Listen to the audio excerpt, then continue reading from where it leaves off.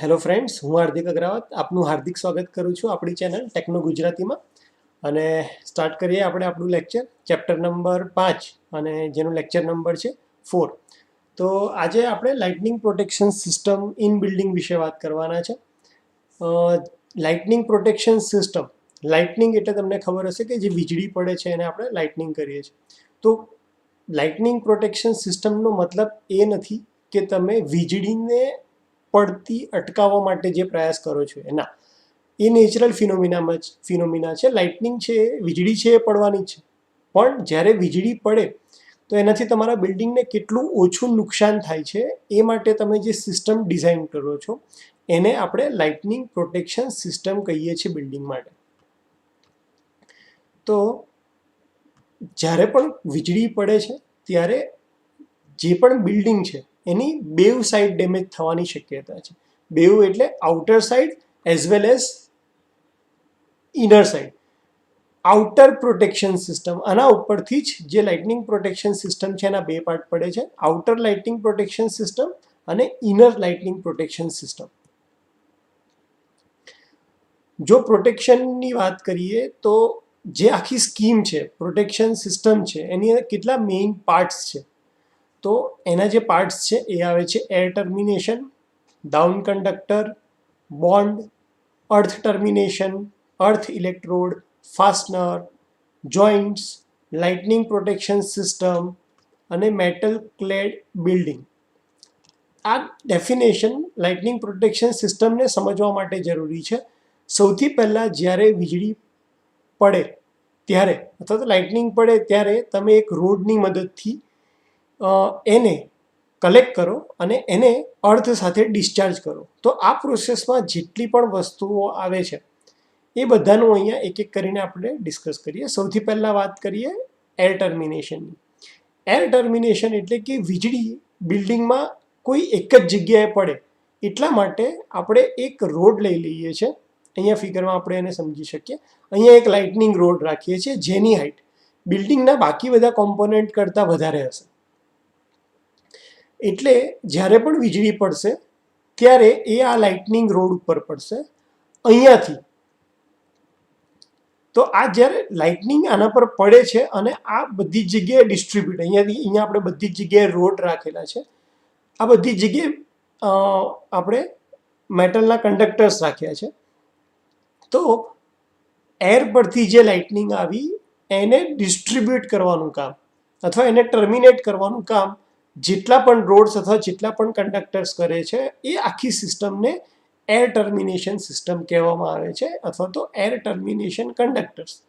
તો lightning road અને આ બાકીના જે કંડક્ટર છે કે જે લાઇટનિંગને ડિસ્ટ્રીબ્યુટ કરવાનું કામ કરે છે એને કહેવામાં આવે છે એર ટર્મિનેશન. જે પણ લાઇટનિંગ રોડ આપણે રાખીએ છીએ બિલ્ડિંગમાં એના કરતાં ઉપરની હાઇટ ઉપર બીજી કોઈ પણ વસ્તુ હોવી ના જોઈએ. જેમ કે કોઈ એન્ટેના હોય અથવા તમે તમારી સોલરની અરેન્જમેન્ટ રાખી છે અથવા એર જે ચીમની છે, તમારે જો કિચન છે એની અંદર કોઈ ચીમની, ઇલેક્ટ્રિક ચીમની કે કંઈક રાખ્યું હોય અને ચીમનીનું જે આઉટલેટ છે એની હાઇટ વધારે રાખી હોય તો એવું નહીં ચાલે. તમારે જ્યારે લાઇટનિંગ પ્રોટેક્શન સિસ્ટમ ડિઝાઇન કરો છો તો હંમેશા લાઇટનિંગ રોડની હાઇટ છે એ હાઈએસ્ટ પોઈન્ટ હોવો જોઈશે બિલ્ડિંગની અંદર. તો એને કહેવાશે air termination.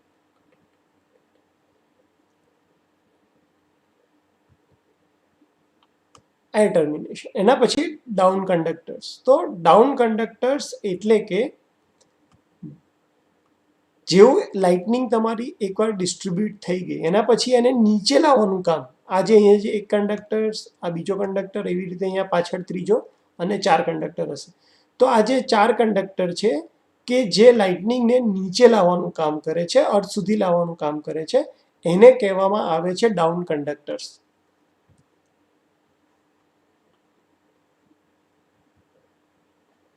Down conductors generally 100 mm² area જ્યાં સુધી હોય ત્યાં સુધી એક ડાઉન કંડક્ટરની જરૂર પડે છે.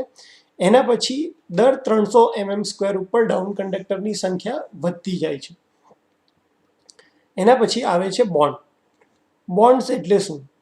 ઇન્ટરનલ મેટલ પાર્ટ જે હોય છે, એટલે કે બિલ્ડિંગની અંદર આપણે હમણાં જ વાત કરી કે બે ટાઈપની લાઇટનિંગ સિસ્ટમ હોય છે, એક એક્સટર્નલ અને એક ઇન્ટરનલ પ્રોટેક્શન માટે.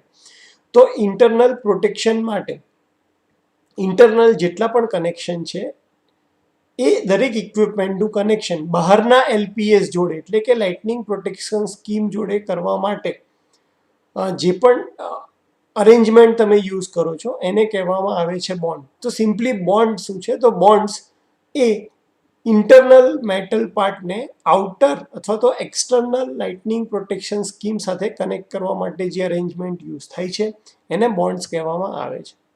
એના પછી છે અર્થ ટર્મિનેશન.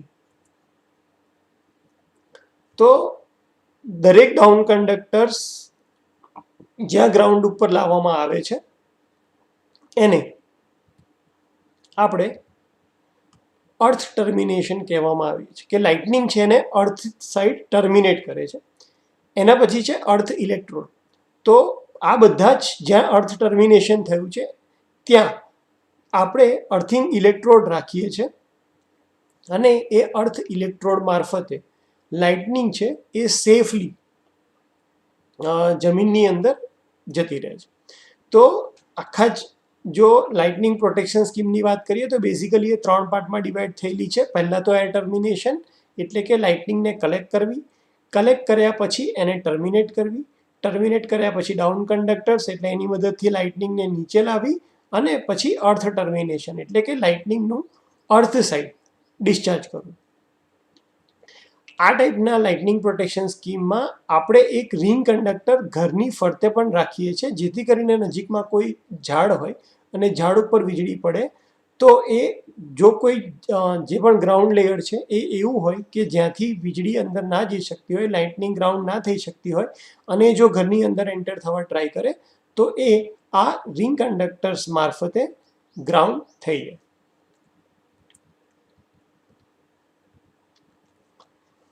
તો અર્થ termination, earth electrode, generally earthing electrode જે છે અથવા તો અર્થિંગની વેલ્યુ લાઇટનિંગ પ્રોટેક્શન સ્કીમમાં કોઈ પણ બિલ્ડિંગ માટે 10 ઓહ્મ કરતાં વધારે હોવી ના જોઈએ. એના પછી છે ફાસ્ટનર. તો જેટલા પણ આ કંડક્ટર્સ છે એને સ્ટ્રક્ચર સાથે બાંધવા માટે કયા કંડક્ટર્સની વાત કરીએ છીએ? જે લાઇટનિંગ પ્રોટેક્શન સ્કીમમાં જે આ કંડક્ટર્સ યુઝ કરીએ છીએ એને આ સ્ટ્રક્ચર એટલે કે બિલ્ડિંગ સાથે બાંધવા માટે આપણે જે વસ્તુઓનો યુઝ કરીએ છીએ એને ફાસ્ટનર કહેવામાં આવે છે. એના પછી જોઈન્ટ્સ.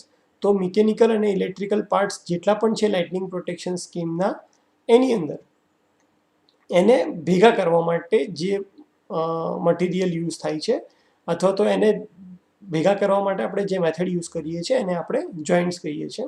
લાઇટનિંગ પ્રોટેક્શન સિસ્ટમ તો મેં હમણાં જ વાત કરી કે 2 ટાઈપની લાઇટનિંગ પ્રોટેક્શન સિસ્ટમ હોય છે. એક હોય છે ઇન્ટરનલ, એક હોય છે એક્સટર્નલ. એવી જ રીતે બીજી એક ડેફિનેશન છે મેટલ ક્લેડ બિલ્ડિંગ. તો જ્યારે કોઈ પણ બિલ્ડિંગની એક કરતાં વધારે સાઈડ મેટલની બનેલી હોય ત્યારે એને મેટલ ક્લેડ બિલ્ડિંગ કહેવામાં આવે છે. મેટલ ક્લેડ બિલ્ડિંગ હોય એની અંદર લાઇટનિંગ સામે પ્રોટેક્શન આપવું ખૂબ જ જરૂરી બની જાય છે. અધરવાઇઝ ત્યાં કામ કરતા માણસો અને જેટલી પણ ડિવાઇસીસ છે એના માટે બહુ ડેન્જરસ સિચ્યુએશન થાય છે જ્યારે લાઇટનિંગ પડે છે એટલે. તો જે પણ બિલ્ડિંગનો મેટલ ક્લેડ બિલ્ડિંગ તરીકે બાયફર્ગેશન અથવા તો ક્લાસિફિકેશન થયું હોય એના માટે લાઇટનિંગ પ્રોટેક્શન સિસ્ટમ ખૂબ જ જરૂરી છે. તો આઈ હોપ કે તમને લાઇટનિંગ પ્રોટેક્શન સિસ્ટમના જે બધી ટર્મિનોલોજી છે એના વિશે પૂરતો ખ્યાલ આવી ગયો હશે. હવે આપણે જ્યારે પણ લાઇટનિંગ સિસ્ટમ ડિઝાઇન કરીએ ત્યારે કઈ કઈ વસ્તુ ધ્યાન રાખવા જેવી છે. એક છે કે લાઇટનિંગ ડિસ્ચાર્જ. તો હંમેશા લાઇટનિંગ ડિસ્ચાર્જ યુનિડાયરેક્શનલ જ હોય છે એટલે કે તે આકાશમાંથી જમીન સાઈડ આવે છે અને હંમેશા એની વેલ્યુ 100 એમ્પિયરથી લઈને 200 કિલો એમ્પિયર સુધીની હોઈ શકે છે.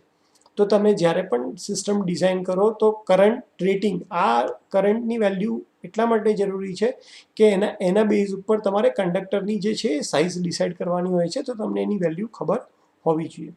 એવી જ રીતે કેરેક્ટરિસ્ટિક્સ ઓફ સ્ટ્રક્ચર એટલે કે જ્યારે પણ તમારું જે સ્ટ્રક્ચર છે લાઇટનિંગ પડવાથી એને કેટલું નુકસાન થવાની શક્યતા છે એના બેઝ ઉપર એના માટે પ્રોટેક્શન સિસ્ટમ ડિઝાઇન કરાય. કોસ્ટ પોઈન્ટ ઓફ વ્યૂ એટલે કે 5 લાખનું બિલ્ડિંગ હોય તો તમારે એના માટે 10 લાખની લાઇટનિંગ પ્રોટેક્શન સિસ્ટમ ડિઝાઇન કરવાની ના હોય. એટલા માટે જે પણ સ્ટ્રક્ચર, જે પણ બિલ્ડિંગ તમે જેને પ્રોટેક્ટ કરવા જઈ રહ્યા છો એની અંદર કેટલો ઇલેક્ટ્રોનિક સામાન છે, કેટલું નુકસાન થઈ શકે એવું છે, એની પ્રાઇસ કેટલી છે, એ એરિયામાં કેટલી વખત લાઇટનિંગ સ્ટ્રોક આવે છે, એ બધું જાણવું ખૂબ જ જરૂરી હોય છે જ્યારે પણ તમે લાઇટનિંગ પ્રોટેક્શન સિસ્ટમ ડિઝાઇન કરતા હોય છો. મટીરિયલ અને ડાયમેન્શન આપણે વાત કરીએ કે લાઇટનિંગ પ્રોટેક્શન માટે લાઇટિંગ એટલે કે વીજળીને તમારે રૂટ આપવાનો છે, તો ઓબ્વિયસલી એ કન્ડક્ટિંગ મેટલ્સ જ હશે અને એટલા માટે જે પણ material lightning protection system design કરવા માટે યુઝ થાય છે એ હોય છે કોપર અને એલ્યુમિનિયમ. એના શેપ અને સાઇઝ એટલે કે તમે સ્ટ્રીપ યુઝ કરવા માંગો છો, રાઉન્ડ કંડક્ટર યુઝ કરવા માંગો છો, કેટલા કરંટ માટે પ્રોટેક્શન સિસ્ટમ ડિઝાઇન કરવા માંગો છો, એ બધું વસ્તુ પણ તમારે કન્સિડર કરવી પડે. લાઇટનિંગ પ્રોટેક્શન સિસ્ટમ માટે ઇન્ટરનેશનલ સ્ટાન્ડર્ડ જે છે એ IEC 62305 છે. એટલે જ્યારે પણ તમે ઇન્ટરનેશનલી કોઈ બિલ્ડિંગ ડિઝાઇન કરતા હોય અને તમારે રેફરન્સની જરૂર પડે તો તમે IEC 62305 રેફરન્સ માની અને ચાલી શકો છો. અને આ ઇન્ટરનેશનલ ઇલેક્ટ્રોટેકનિકલ કમિશન છે અને એની વેબસાઇટ www.iec.ch છે. આ વેબસાઇટ ઉપર જઈ અને તમે એની ડિટેલ, ધારો કે કોઈને particular lightning protection system designing માટે જ કામ કરવાનું આવે અથવા એ ફિલ્ડમાં જોબ કરવાની આવે તો એના માટે આ સ્ટાન્ડર્ડ IEC 62305 રિફર કરવું ખૂબ જરૂરી છે. એવી જ રીતે ઇન્ડિયન સ્ટાન્ડર્ડની જો વાત કરીએ કે તમારે કયું ઇન્ડિયન સ્ટાન્ડર્ડ રિફર કરવું જોઈએ, તો ઇન્ડિયન સ્ટાન્ડર્ડનો નંબર છે 2309. તો હોપ કે તમને લાઇટનિંગ પ્રોટેક્શન સિસ્ટમ વિશેની માહિતી મળી ગઈ હશે. આ ક્વેશ્ચન 3 કે 4 માર્ક્સ માટે જ પૂછાય છે અને આના ઓપ્શનમાં તમને બીજા ક્વેશ્ચન મળી જાય છે, પણ આ એકદમ નાનો ટોપિક છે એટલા માટે આપણે કવર કરી લીધો છે, કારણ કે આના બેઝ ઉપર 2 માર્કના ક્વેશ્ચન પણ ઘણીવાર પૂછાતા હોય છે. તો હોપ કે તમને આ બધી વસ્તુ ખ્યાલ આવી ગઈ હોય છે. બિયોન્ડ ધી સિલેબસ એક વાત કરીએ તો જ્યારે પણ termination system, air termination system design કરવાની હોય ત્યારે કઈ કઈ મેથડ યુઝ કરવામાં આવે છે, તો એના માટે જનરલી 3 મેથડ યુઝ કરવામાં આવે છે. એક છે રોલિંગ સ્પિયર અથવા તો ઇલેક્ટ્રો જીઓમેટ્રિક મોડલ, એટલે કે એક પોઈન્ટ નક્કી કરવામાં આવે છે કે આ પોઈન્ટથી વીજળી નીચે પડશે, તો એક રેડિયસ ડિસાઇડ કરી અને રેડિયસનો સ્પિયર બનાવવામાં આવે છે. આ સ્પિયર જે બિલ્ડિંગના જે પોર્શનમાં ટચ થઈ શકે એવો હોય એ બધા પોઈન્ટ ઉપર આપણે એર ટર્મિનેશન માટેનો લાઇટનિંગ રોડ મૂકીએ છીએ.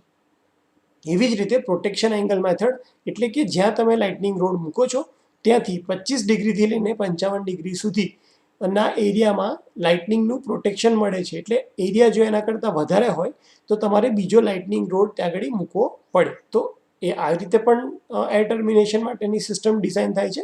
અને જ્યાં ફ્લેટ એટલે કે અગાસી ટાઈપની બિલ્ડિંગ હોય કે જેની અંદર ફ્લેટ છે તો એમાં મેશ કન્ટેપ એટલે તમને ખબર હશે સબસ્ટેશનની અંદર અર્થિંગ કરવા માટે જાળી બિછાવવામાં આવે છે. તો એવી જ રીતે જ્યાં ફ્લેટ સરફેસ હોય ત્યાં આગળ તમે જાળી બિછાવી અને એર ટર્મિનેશન કરી શકો છો.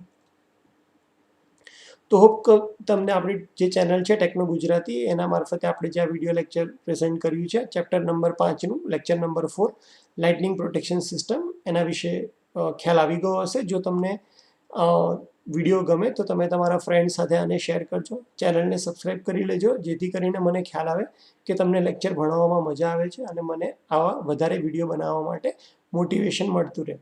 થેન્ક્સ કે તમે હોપ કે તમે આ લોકડાઉનનો ફાયદો ઉઠાવતા હશો અને વાંચવાનું કન્ટિન્યુ રાખતા જશો, જેથી કરીને ભવિષ્યમાં તમે એક સારા એન્જિનિયર બની શકો અને તમને એક એન્જિનિયરને જે મળવી જોઈએ એ રિસ્પેક્ટ મળી શકે. Okay, thank you so much.